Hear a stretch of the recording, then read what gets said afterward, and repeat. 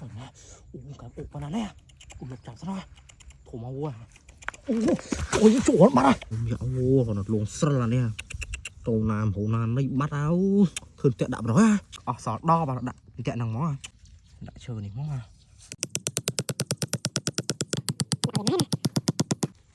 đã xù với mó, tầng với, mù với mó, xong nhậu em, đã này to rồi mó, đã này tốt sao này. Này nó quá